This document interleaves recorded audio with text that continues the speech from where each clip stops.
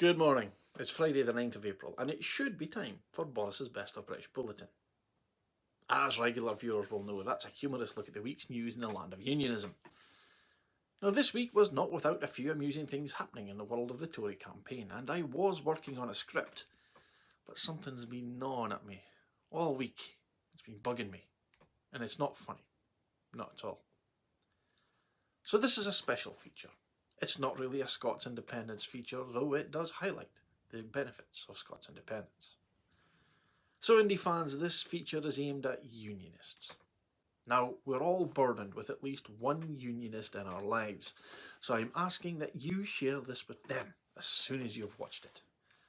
I have tried to inject a little humour, but it is tough, so bear with me.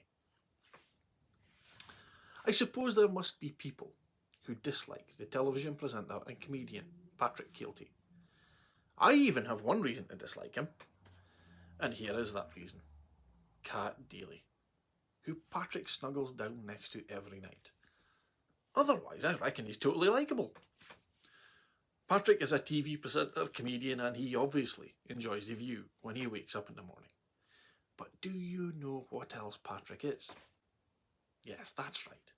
Patrick Kielty is a fortune teller, and a great one. Being brought up in Northern Ireland, it's fair to say that Patrick knows a thing or two about the troubles and the benefits of the Good Friday Agreement.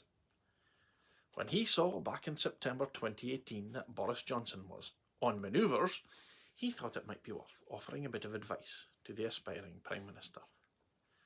Dear Boris Johnson, there is no better Brexit when it comes to the Good Friday Agreement and Northern Ireland.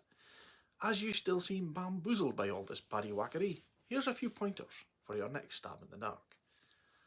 Northern Ireland is made up of a majority of unionists, as in the Conservative and Unionist Party, and, believe it or not, a rather large minority of nationalists, as in Irish nationalists. These Irish nationalists don't see themselves as British, but rather inconveniently as Irish. Who knew? For over 30 years we killed each other because of these differences, which means Northern Ireland is nothing like Camden or Westminster. The Good Friday Agreement ended that violence by the following devious magic. Unionists were guaranteed that Northern Ireland would be part of the UK until the majority voted otherwise. The Irish border was removed and the island linked so nationalists could pretend they were already living in a united Ireland. Yes, Tony Blair did sleight of hand much better than you.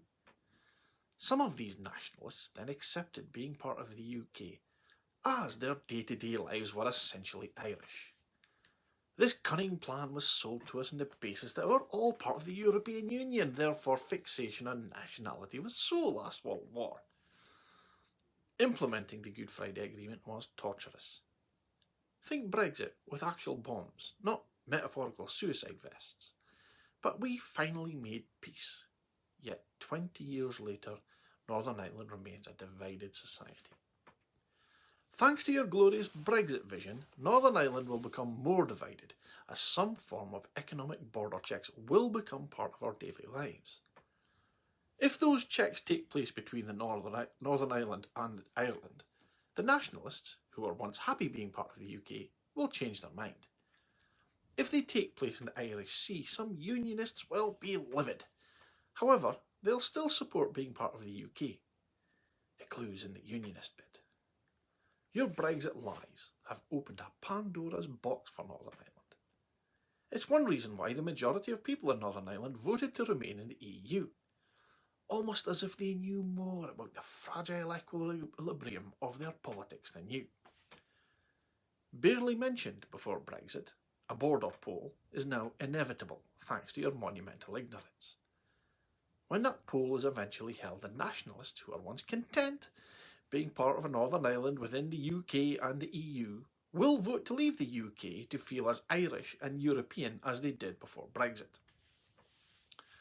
The poll will be much closer thanks to your Brexit folly and could easily be lost by the unionists breaking up the UK.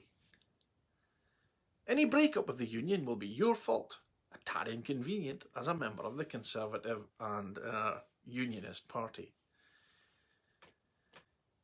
The EU is not responsible for your blundering lack of foresight. Like most people in Northern Ireland, they were happy with the status quo.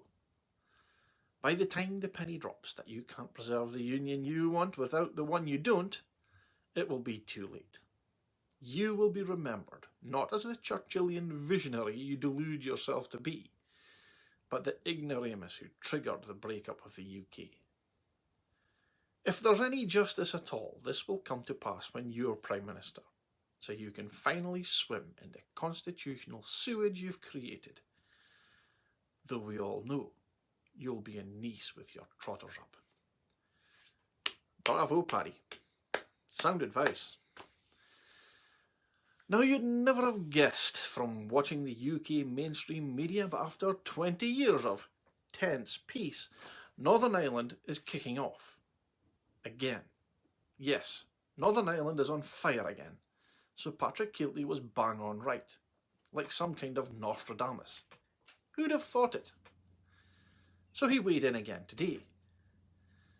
The lies put in the side of a bus 5 years ago almost cost a bus driver his life tonight. Deep concern isn't enough. When are you going to start owning this mess? Now, just in case anybody's wondering, when a comedian and TV presenter has a better grasp of the political dynamics of such a critical situation than a supposed world leader, there's a problem. When a political party clears out all its principal talent in favour of more malleable mediocrity, there's another problem. But I'm going to diverge from Patrick Kielty here. Boris Johnson does need to own this, but every person who elected him needs to as well. If you put your little X in the Tory box in 2019, you own a little share of this too. When I was campaigning in the general election of 2019, I challenged a few people intending to vote Conservative, explaining that, in my opinion, Boris was a bit of an idiot. But all too common, the reply back was, maybe so, but he's our idiot. So when people start dying in Northern Ireland, just remember whose idiot he is. Most of the blood will be on the idiot's hand. But if he was your idiot, a drop or two of that blood will be on yours too.